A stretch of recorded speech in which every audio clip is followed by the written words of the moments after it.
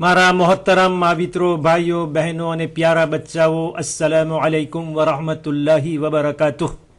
અઉઝુ બિલ્લાહિ મિનશ શૈતાનિર રજીમ. બિસ્મિલ્લાહિર રહમાનિર રહીમ. માહે મુબારક રમઝાન હવે તેના આખરી દિવસોમાં છે. નજીકમાં તે આપણાથી વિદાય લેશે. ચાંદ પણ અંધારામાં આવી ગયો છે, જેને અંધારિયા કહેવામાં આવે છે. તહતુશ્વાના દિવસો છે, પણ તમારી દુઆથી, અલ્લાહના ફઝલો કરમથી, હઝરત માસુમીનો અલૈહિસ્સલામના વસીલાથી આપણો ક્વિઝ માહે રમઝાનનો ચાંદ ચમકી રહ્યો છે. બસ એમ કહીને પહેલા સવાલની અંદર હું તરત જ આવી જાઉં છું. પહેલો સવાલ થઈ રહ્યો છે કે કયા સૂરાની તાકીદ કરવામાં આવી છે કે ઇફતાર અને સહેરીના સમયે પડવું. તે વખતે એ સૂરો પડવામાં ઘણો સવાબ છે અને એની ભલામણ કરવામાં આવી છે, ભાર રાખવામાં આવ્યો છે કે સહેરી અને ઇફતાર બંને સમયે તે પડવાનું છોડવું નહીં. સૂરે વાકિયા છે, સૂરે અલ કદ્ર છે, યા તો સૂરે અલ હમ્દ છે. આ ત્રણ સૂરાઓમાંથી કયો સૂરો છે એ બતાવશો.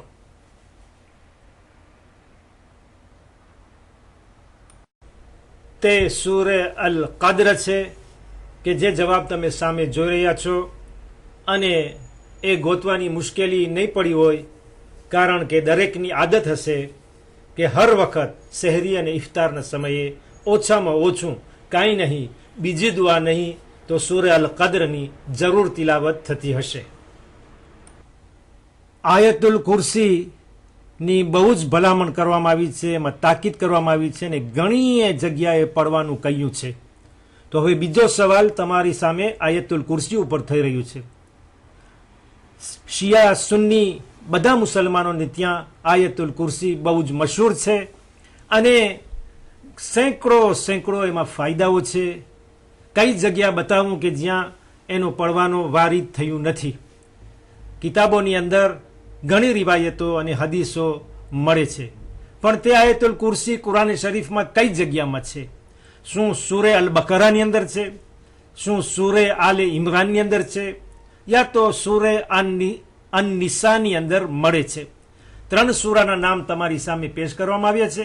એક સૂરો છે કે જેમાં આયતુલ કુરસી સમાયેલી છે, જે તમે બતાવશો.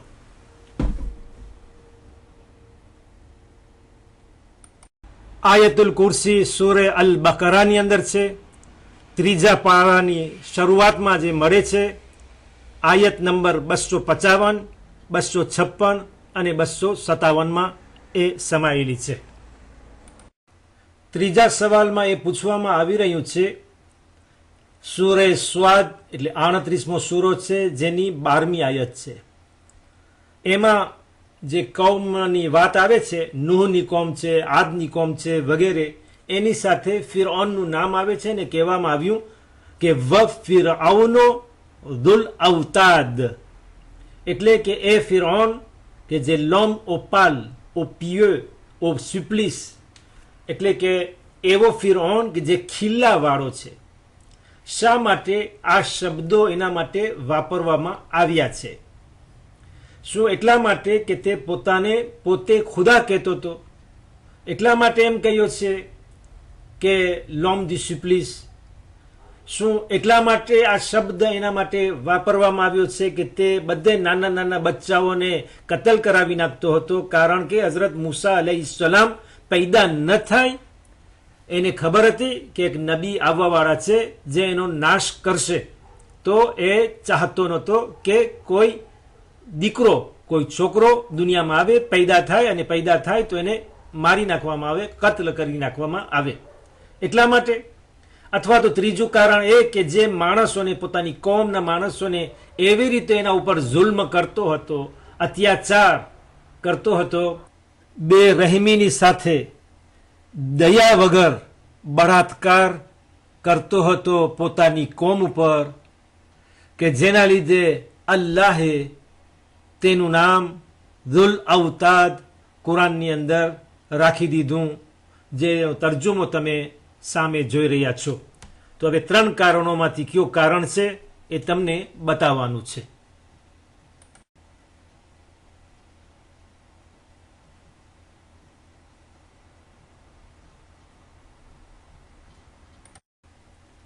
એટલે કે ફિરૌન પોતાની કોમના માણસોને જ્યારે સજા આપવા ચાહતો હતો તો તે લોકોને જમીન ઉપર લેટાવી દેતો હતો અને જમીન ઉપર સુવડાવી એ લોકોના બંને હાથ ફેલાવી હાથ અને પગમાં એવા ખિલ્લા મરાવતો હતો કે લોકો અહીંયા તરફડીને દુનિયાથી સીધાવી જતા હતા. સજા રૂપે એવી મોત આપતો હતો કે એક ફેરામાં મરી ન જાય પણ તરફડી અને દુનિયાથી ઇન્તકાલ કરે, એ લોકોનો દમ છોડે. એટલે એનું નામ પડી ગયું કે ખિલ્લાવાળો ફિરૌન, l'homme au pâle, au pieux ou l'homme du supplice. હવે આપણે ચોથા સવાલમાં આવી જઈએ. હઝરત રસૂલ ખુદા સલ્લલ્લાહુ અલૈહિ વસલ્લમ તરફથી એ જેટલા મોજીઝા થયા છે તેમાંથી એક તે મોજીઝો છે કે તેમણે ચાંદના 2 કટકા કર્યા છે, 2 ટુકડા કર્યા છે અને તે ફક્ત રિવાયત અને હદીસ નથી બલકે કુરાન શરીફમાં તેના તરફ ઇશારો છે. તે મોજીઝાને શક્કુલ કમર કહેવામાં આવે છે યા તો la disjonction de la lune. બહુ જ મશહૂર છે. તેના ઉપર દરેક મુસલમાનનું ઈમાન હોવું જોઈએ. શક્કુલ કમરનો મોજીઝો તે ઈમાનની નિશાની છે. મઝહબની નિશાનીઓમાંથી, અકીદાઓમાંથી આ એક અકીદો અને નિશાની છે કે જેવી રીતે મેરાજ જે નબી ઉપર ઈમાન હોવું જોઈએ એ જ પ્રમાણે આ મોજીઝા ઉપર શક્કુલ કમરનો જે મોજીઝો કહેવાય છે એના ઉપર પણ પૂરેપૂરું ઈમાન હોવું જોઈએ. હવે સવાલ એ થઈ રહ્યો છે કે કુરાન શરીફના કયા સૂરાની અંદર કઈ આયતમાં તેનો જિક્ર આવ્યો છે એ તમે બતાવશો.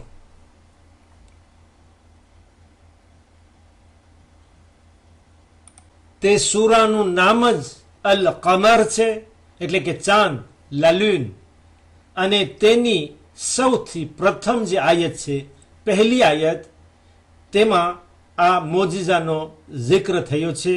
સૂરાના નંબર છે 54, જે તમે સામે જોઈ રહ્યા છો. આપણી આજની મહેફિલ બરખાસ્ત થાય એ પહેલા 5મો અને આખરી સવાલ તમારી સામે પેશ કરું છું. સવાલ બિલકુલ સહેલો છે કે કુરાન શરીફમાં જે સૌથી છેલ્લો સૂરો નાઝિલ થયો તે કયો સૂરો છે? શું સૂરે અલ કદ્ર છે, સૂરે અન નસર છે યા સૂરે અન નાસ છે? આ 3 સૂરાના નામ તમારી સામે મૂકવામાં આવ્યા છે. તમને બતાવવાનું છે કે આ 3 સૂરામાંથી કયો સૂરો છે કે જે પૈગંબરના મિશનનો છેલ્લો સૂરો છે, એ છેલ્લે આખિરમાં નાઝિલ થયો છે, એના પછી બીજો કોઈ સૂરો આવ્યો નથી. તે સૂરે અન નસર છે, 110 નંબરનો સૂરો. બિસ્મિલ્લાહિર રહમાનિર રહીમ. ઇઝા જા નસરુલ્લાહિ વલ ફથ.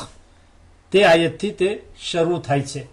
એમાં ફક્ત 3 આયતો જ સમાયેલી છે. આજ આપણો આ 28મો કાર્યક્રમ હતો. એ મહેફિલને બરખાસ્ત કરવા પહેલાં તમારો હાર્દિક આભાર માનું છું કે તમારો સાથ અમને પૂરેપૂરી હિંમત આપે છે. બસ તમારી ભાગીદારી અને તમારા સહકાર સાથ ઉપર ભરોસો રાખી તમારી દુઆ લઈને ઇન્શાઅલ્લાહ ફરી કાલે હું તમારી ખિદમતમાં હાજર થઈશ. ત્યાં સુધી અલ્લાહ હાફિઝ અને વાલેકુમ સલામ વરહમતુલ્લાહિ વબરકાતુહ.